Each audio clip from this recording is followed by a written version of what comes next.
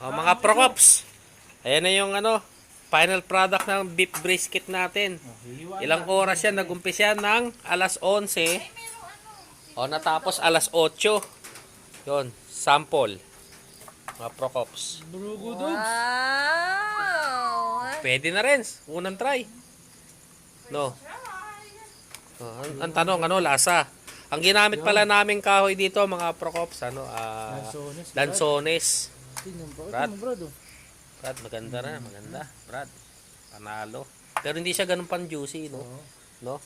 Susunod, para maging juicy, lagyan natin juicy fruit. No, tikman mo na, ikaw na tumikim. Oh. Malambot? Panalo?